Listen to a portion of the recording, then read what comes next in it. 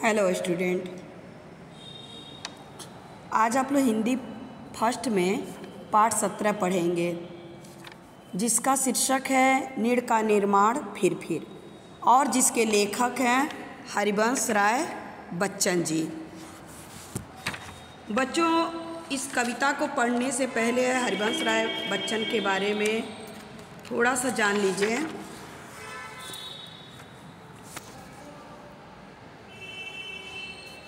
हरिवंश राय बच्चन का जन्म 27 नवंबर 1907 को उत्तर प्रदेश के इलाहाबाद में हुआ था। वे हिंदी भाषा के प्रसिद्ध कवि और लेखक रहे हैं। इलाहाबाद के प्रवर्तक हिंदी कविता के उत्तर छायावाद काल के प्रमुख कवियों में से एक हैं। उनकी सबसे प्रसिद्ध कृति मधुशाला है। वह भारतीय फिल्म उद्योग के प्रख्यात अभिनेता अमिताभ बच्चन के पिता भी हैं। उनकी कृति दो चट्टान को 1959 में हिंदी कविता का साहित्य अकादमी पुरस्कार मिला। 1976 में उन्हें पद्म भूषण मिला। इनका देहांत 18 जनवरी 2003 में हुआ था। बच्चों, इस कविता को पढ़ने से पहले थोड़ा सा भी जान लीजिए इस बच्चन जी ने इस कविता में कहा क्या है।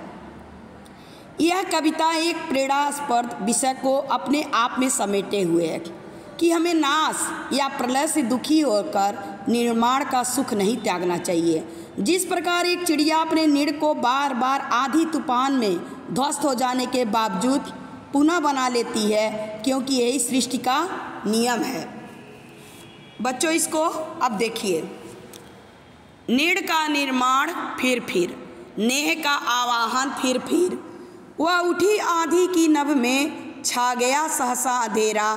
धूलि धूसर बादलों ने भूमि को इस भांति घेरा।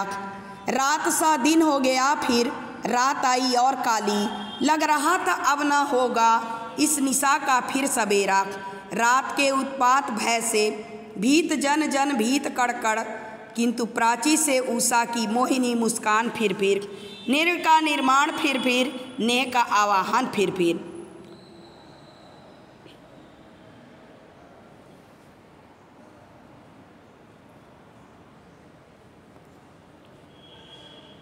बच्चों, इसका अर्थ देखिए।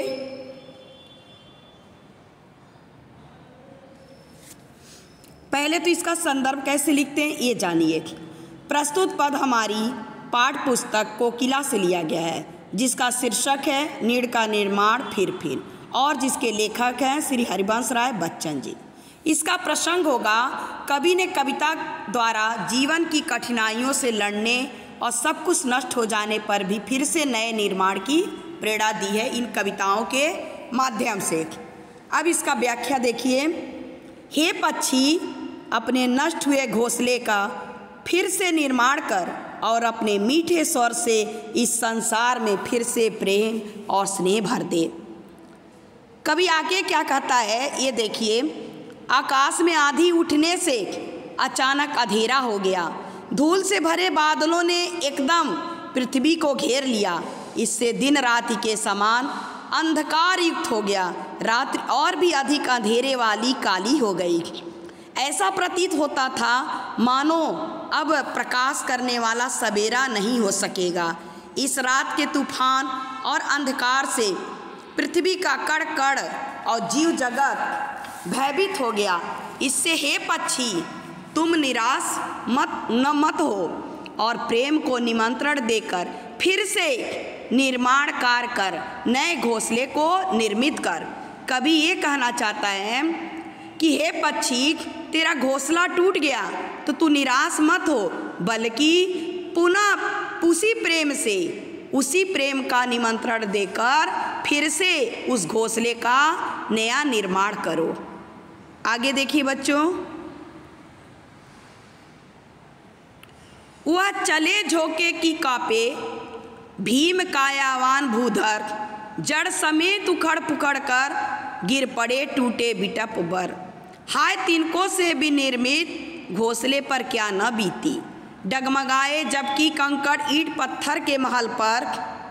बोल आशा के विहगम किस जगह पर तू छिपा था, जो गगन पर चढ़ उठाता गर्भ से निज बच फिर नीड़ का निर्माण फिर ने का आवाहन फिर।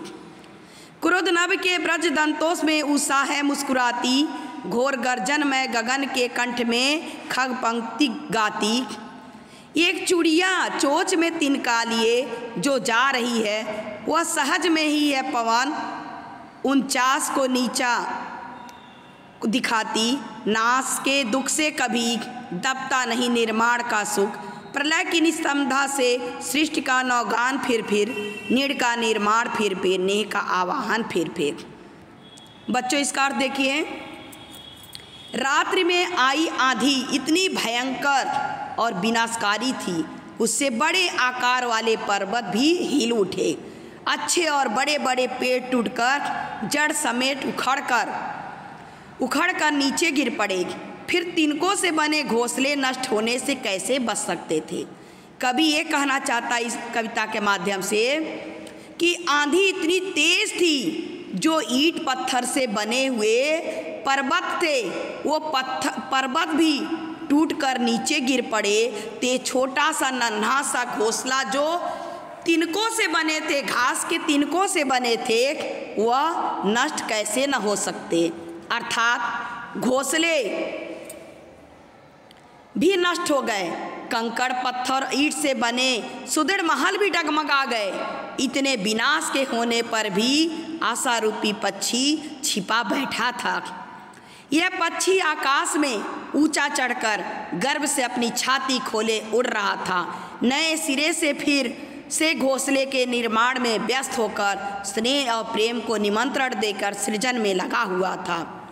यानी कभी ये कह रहा है इसमें कि सब कुछ यहाँ तक कि महल भी डगमगा गया, लेकिन उस पक्षी को देखो, सीना तान के उस आकाश में ऊंचा उड़ रहा है, गर्व से उड़ रहा है और नया घोंसले बनाने के लिए फिर नए तिनकों को फिर से जोड़ने की कोशिश कर रहा है और उसी में वो व्यस्त है। वह नए तिनकों से उस घोंसले को बनाने के लिए फिर से निमंत्रण देकर और अपने सृजन में लगा हुआ है। थैंक यू बच्चों।